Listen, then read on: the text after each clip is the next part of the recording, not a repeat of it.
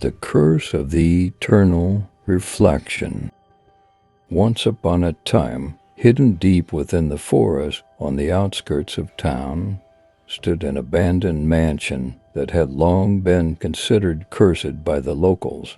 Every Halloween night, eerie screams would echo from the mansion, and anyone who dared to approach felt an oppressive silence settle over them. Yet a group of young, fearless friends, driven by curiosity, decided that this Halloween they would uncover the truth behind the curse. As midnight approached, a chilling fog enveloped the forest. Armed only with a few flashlights and an old map, they reached the mansion's grand entrance. Bathed in moonlight, the mansion seemed to beckon them closer. Upon approaching the door, they noticed ancient inscriptions carved into the wood as if warning them, "Welcome to the darkest secret. None who enter shall return." They hesitated, but one of them, braver than the rest, pushed open the door. Inside, a thick layer of dust covered every surface, and the air was filled with the musty scent of decay. For a moment, everything seemed silent and still until the door slammed shut behind them with a deafening thud. As they made their way through the mansion's dark corridors, they saw old, faded portraits hanging on the walls. Each painting depicted eerie faces with vacant eyes that seemed to follow them as they moved. When their flashlights illuminated the portraits, the eyes appeared to shift their gaze directly at them. At that moment, one of the friends accidentally dropped his flashlight.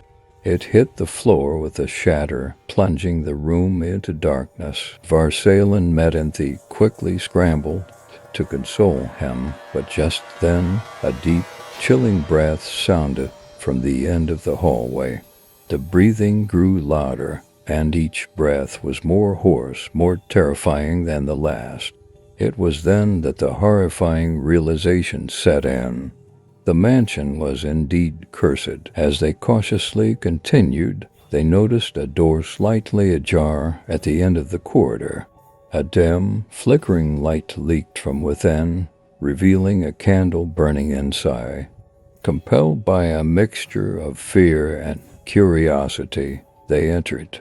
Inside, they found that the walls were lined with strange, warped mirrors. As they looked into them, they noticed something horrifying.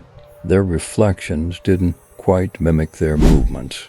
Instead, they seemed to stare back, grim and aged, as though they were years older. Suddenly, in one of the mirrors, a shadowy figure appeared, a woman, veiled and ancient, staring straight at them in eerie silence.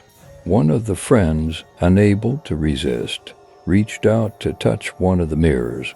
As he did, a bone-chilling wind swept through the room, extinguishing the candle and plunging everything into darkness once again. Panic surged through them as they turned to the door, but it didn't lead back to the mansion's entrance. Instead, it revealed a steep, narrow staircase spiraling downward. With no other option, they began their descent, each step taking them deeper into darkness. Finally, the staircase opened into a small, stone-walled basement. In the middle of the room stood an old chest covered by a dusty cloth. Hesitant yet driven by curiosity, they lifted the cloth and opened the chest. Inside, they found a worn, yellow journal. As they read its pages, they uncovered the disturbing story of a family who had once lived in the mansion and mysteriously vanished one Halloween night. The last lines of the journal sent a shiver down their spines. "Those who enter on Halloween night shall never leave." Just then, echoing screams erupted from the walls, louder and more piercing than anything they had heard before. They turned and bolted up the stairs, but the staircase seemed endless, and each step became darker and colder than the last. Finally, they reached a point to where they could barely see, and the friend leading the way suddenly stopped, turning to face them. In the dim light, they saw a strange glint in his eyes. It was then that they realized, in horror, that something was terribly wrong. Their own faces were changing. They were aging, distorting, becoming strangers even to themselves. And at that moment, the awful truth dawned on them. They weren't reading the story of someone else, they were reading their own fate. The mansion had trapped them, drawing their spirits into its walls to become part of an eternal loop.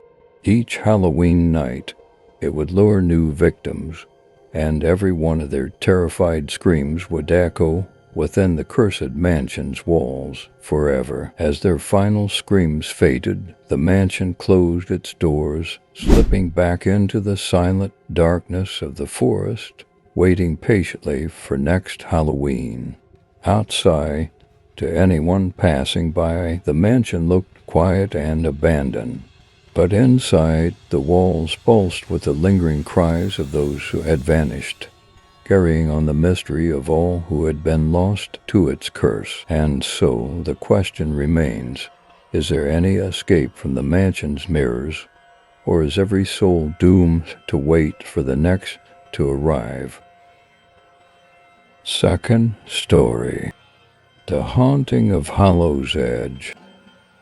The cold October wind blew down the narrow, winding road leading to the forgotten village of Hollow's Edge, tucked away in dense woods and shadowed by towering hills. Hollow's Edge had been abandoned for decades, left to decay after a series of unexplained disappearances drove away its final residents. Tonight, the empty village stood silent under a full Halloween moon, its broken windows like dark eyes watching anyone brave enough to venture close. On this particular Halloween night, a small group of friends, lured by urban legends and adrenaline, ventured toward the village. Each of them had heard rumors, stories, whispered around campfires and sleepovers that claimed Hollow's Edge was cursed, haunted by the souls of those who vanished. But no one could resist the thrill of exploring it. With flashlights cutting thin beams through the thick fog, they crossed the creaking bridge that marked the village boundary, a single crow cawing ominously as they entered. As they stepped past the first row of houses, they noticed something strange. Unlike most abandoned villages, this place didn't seem to have deteriorated much at all. The houses, though dark and unkempt, had curtains in the windows, chairs arranged around tables, and even personal belongings scattered here and there. It felt as if the people had left in a hurry without any intention of returning. "Look," one of them whispered, pointing at a door half open, swinging gently on rusted hinges. The air was thick with the scent of mildew and something else, something faintly sweet, yet sickening. Curiosity won over caution, and they stepped inside. Dust hung in the air, and their flashlights revealed walls covered in old photos. There were smiling families, children playing, couples in Halloween costumes, all captured in moments of joy. Yet, the eyes in the photos seemed to follow them as they moved, and in the dim light, the faces appeared twisted, as if frozen mid-scream. The further they explored, the more intense the feeling of being watched grew. They could swear they heard soft footsteps, the faint rustling of clothing, and the occasional whisper. But whenever they turned around, they saw nothing but shadows. Then, one of them noticed something peculiar, a faint glow coming from one of the houses up the road. Drawn to it, they moved closer, their steps hesitant. Inside, they found an old gramophone playing a slow, haunting tune. The music echoed through the empty house, each note filling the air with a chilling sense of nostalgia. There, on the floor, they found something that made their blood run cold, a message written in red, as if hurriedly scrawled, that read, "They're waiting." One of them laughed nervously, brushing it off as some kind of prank. But deep down, fear had started to take root in each of them. They decided to head back, but as they stepped outside, they realized something was wrong. The fog had grown thicker, swallowing the path they'd come in on, and when they tried to retrace their steps, they found themselves in front of the same house over and over again. Panic began to spread as they tried every path, every alley, but no matter which way they went, they always returned to the same spot. Their whispers turned into frantic arguments until the faint echo of footsteps interrupted them. Tearing into the mist, they saw shadowy figures moving just out of sight, never getting closer, but always there, always watching. Then, in a desperate attempt, one of them decided to call for help. As they dialed, they realized with growing horror that they had no signal, just static. But then a voice crackled through, faint and distorted. "Don't look, they see you." Before they could process what they'd heard, the voice cut off, leaving only the empty crackling of the line. In the dead silence that followed, a slow, scraping sound echoed through the air. They shone their flashlights in the direction of the noise, only to find a figure standing there, a woman, a white dress, her face hidden by dark hair. She stood motionless, staring at them, her presence chilling. The friends held their breath, paralyzed by fear. And then she spoke, her voice barely a whisper, yet cutting through the air like a blade. "You've come to take their place," she said. The words sent a shiver down their spines, and before they could respond, the woman vanished into the mist. Realizing the gravity of their situation, they tried to stay together, but the fog seemed to pull them apart, leading them down different paths. Each of them found themselves alone, walking in circles, encountering fragments of the past, the sounds of laughter, the smell of cooking, voices calling out their names as if they belonged there, as if they had always belonged there. Hours passed, and just as hope seemed lost, they found each other again near the center of the village, drained and exhausted.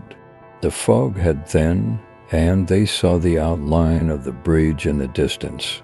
They sprinted towards it, not looking back, the only thought on their minds to escape. But as they crossed the bridge and looked back, they froze in terror.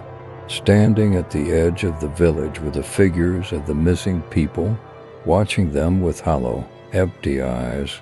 The woman in white was at the front, her hand raised in a silent farewell.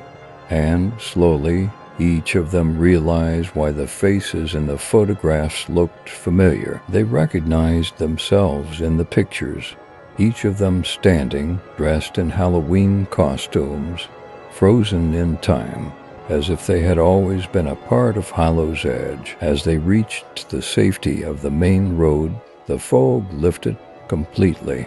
The village was gone, as if it had never been there. Only the faint sound of laughter and the echo of the gramophone's haunting tune lingered in the air. They stood in silence, each wondering if they had truly escaped, or if they, too, were now bound to Hollow's Edge, forever entwined with its dark legacy. That night, none of them spoke of what had happened, but in their dreams the figures appeared, watching, waiting, and they knew that one day Hollow's Edge would come calling for them again.